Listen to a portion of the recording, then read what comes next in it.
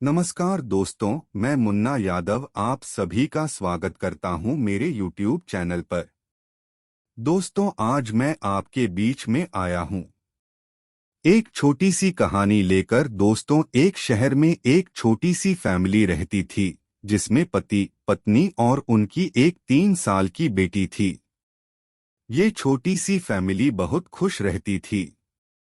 जो हस्बैंड था वो एक कंपनी में काम करता था जहां से वो महीने के 20,000 रुपए कमाता था। क्योंकि छोटा परिवार था तो 20,000 रुपए में बहुत अच्छे से घर के सभी खर्चे महीने के पूरे हो जाते थे। तो 20,000 रुपए में बहुत अच्छे से घर के सभी खर्चे मैनेज हो जाते थे।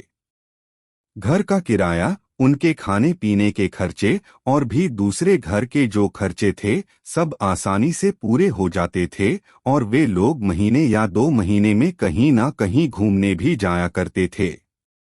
तो दोस्तों, इस तरह ये एक छोटी सी फैमिली बहुत खुश थी। और इनके आसपास के पड़ोसी लोग भी इनकी फैमिली को देखकर बहुत खुश होते थे क्योंकि छोटी बेटियां थी तो वो सबके घर आया जाया करती थी। सब उसे खिलाते थे।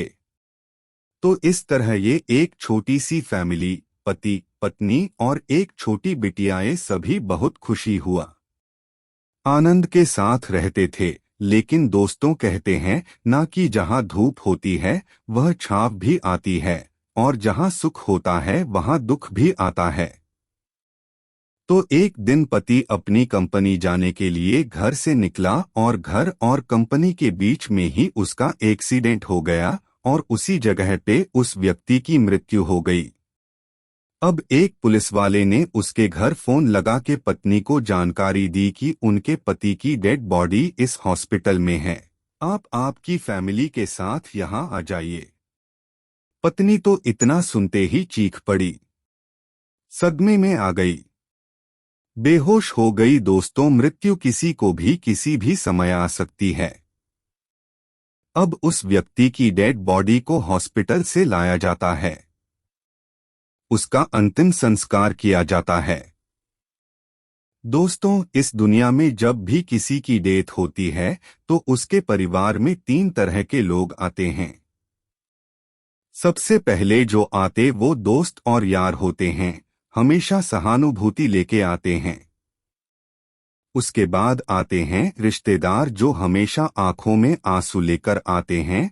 और उसके बाद जो व्यक्ति आता है वो होता है बकायेदार, जो बिल लेकर आता है, चाहे वो स्कूल का बच्चों की फीस का बिल हो, चाहे जो भी लोन से सामान लिया हो उसका बिल हो, चाहे बिजली का बिल हो, दूध वाले का बिल हो, पेपर वाले का बिल हो, वो बकायेदार होता है। तो दोस्तों, यही उस फैमिली के साथ हुआ दोस्तों। और यहाँ रहा है तो सहानुभूति लाए। रिश्तेदार आए तो आंखों में आंसू लेकर आए। अब दोस्तों, कुछ दिनों बाद उस विधवा औरत के पास एक फोन आया कि आपके पति जो सोफा सेट लेके गए थे उसके 20,000 रुपए अभी बाकी है, आप कब तक दे दोगे। तो अब वो विधवा औरत क्या बोलती। उसने कहा, भैया अब तो कमाने वाला व्यक्ति ही नहीं रहा, मैं क्या बताऊं आपको, आप चाहो तो सोफा वापस ले जा सकते हो। हमारी आर्थिक स्थिति अभी ठीक नहीं है। क्योंकि सोफा नया था और दुकान वाले को भी लगा कि अब ये शायद इतने पैसे ना दे पाए, तो अगले दिन ही एक टेम्पो लेकर उनके घर पहुंच गया और सोफा सेट ले आया। इस तरह दोस्तों, कुछ दिनों बाद पेपर वाला, दूध वाला और भी कुछ लोग जिनके पैसे हर महीने देने होते थे, सभी अपने पैसे मांगने आने लगे। अब उस विधवा औरत के पास जो कुछ भी थोड़ा बहुत पैसा था वो उसने दे दिया और कई सारी चीजें उसने बंद भी करवा दी। अब वो विधवा औरत भी पास ही में एक स्कूल था, वहां पढ़ने जाने लगी थी। तो कुछ पैसे मिल जाते थे जिससे उसका और उसकी बिटिया का खाने पीने का खर्चा हो रहा था। आप कुछ दिनों बाद मकान मालिक आया अपना किराया मांगने। अब उस विधवा औरत के पास इतना पैसा था ही नहीं कि वो किराया दे पाए। मकान मालिक भी समझ चुका था, तो मकान मालिक ने उससे कहा कि किराए की तो कोई बात नहीं है, बाकी अगले महीने हमारे गांव से कुछ मेहमान आने वाले हैं जिन्हें हमें यहाँ रखना होगा। इसलिए आप कोई दूसरा मकान देख लीजिए। आप विधवा औरत बोलती भी तो क्या बोलते। उस मकान मालिक से उसने बोला ठीक है, और फिर मकान मालिक चलेगा और रोज विधवा औरत को कुछ ना समझ आया कि अब मैं क्या करूं। मैं और मेरी बेटी कैसे जीवन यापन करेंगे। मैं मेरी बेटी को लेकर कहाँ जाऊंगी, ऐसा वो रात भर सोचती रही, दुखी होती रही, रोती रही और सुबह कब हो गई पता ही नहीं चला। वो बहुत दुखी थी। वो विधवा हो गई थी। इसका दुख तो उसे था ही, लेकिन उनकी आर्थिक स्थिति उस समय बहुत खराब हो गई थी। इसी कारण वो और दुखी थी। अब दोस्तों उसी दिन एक व्यक्ति एक बैग टांगे हुए उनके घर आया। दरवाजा खटखटाया। उस विधवा औरत ने गेट खोला। ये व्यक्ति पहले उनसे मिल चुका था।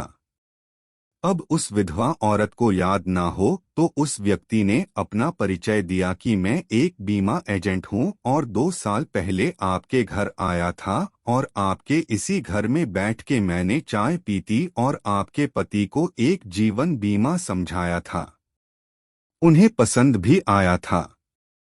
बाकी आपने उन्हें मना कर दिया था जीवन बीमा लेने से कि नहीं, हमें जीवन बीमा नहीं लेना है, और ऐसा कहकर आपने उन्हें पॉलिसी लेने से मना कर दिया था और मैं यहाँ से खाली हाथ चले गया था। लेकिन क्या आप जानती है आपके पति ने हमारी मुलाकात के अगले ही दिन 14 लाख रुपए की इंश्योरेंस पॉलिसी ले ली थी। 14 लाख रुपए का एक जीवन बीमा ले लिया था। पॉलिसी अभी चालू है, लेकिन मैं माफी चाहता हूं कि इतनी देर बाद आया हूं क्योंकि मुझे पता ही नहीं था कि आपके पति की डेथ हो गई है।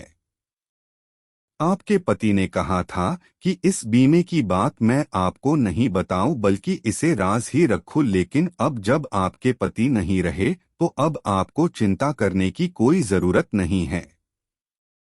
आपके पति को दिए गए वचन के अनुसार हम आपका और आपकी बेटी का आर्थिक रूप से ध्यान रखेंगे। उस विधवा को थोड़ी देर तो यकीन ही नहीं हुआ कि मेरे पति मेरी और मेरी बिटिया के लिए इतना कुछ करके चले गए, और उसकी आंखों से खुशी के आंसू बह रहे थे। उसने उस बीमा एजेंट को बहुत बहुत धन्यवाद दिया। फिर वो बीमा एजेंट उस घर से उसके पति के सहारे कागज ले गया, ऑफिस में जमा किए और कुछ दिनों बाद वापस से उनके घर आए और उस विधवा औरत को 28 लाख रुपए का चेक दिया और कहा कि इतना ही नहीं, बिटिया के खर्चों के लिए, उसकी पढ़ाई लिखाई के लिए, घर के खर्चों के लिए हर सर आपको 1,40,000 रुपए मिलते रहेंगे। जब तक आपकी पॉलिसी की मैच्योरिटी का टाइम नहीं आ जाता, और मैच्योरिटी के समय आपको 38 लाख रुपए आपको फिर से दिए जाएंगे जो आपकी बिटिया की शादी में काम आएंगे। फिर उस विधवा औरत ने अपने पति की फोटो की तरफ देखा, उससे माफी मांगी कि मैंने उस दिन आपको मना कर दिया था। मुझे माफ करना, बीमा क्यों जरूरी है ये मुझे आज पता चला। इसका एहसास मुझे आज हुआ और उसने उस बीमा एजेंट से भी माफी मांगी और उसे धन्यवाद दिया। अब दोस्तों उस दिन से वो विधवा औरत और उनकी बेटी वापस से पहले जितना ही खुशी के साथ रहने लगे। अब उस औरत को कहीं काम करने की भी आवश्यकता नहीं थी। उनकी आर्थिक स्थिति बहुत अच्छी हो गई थी।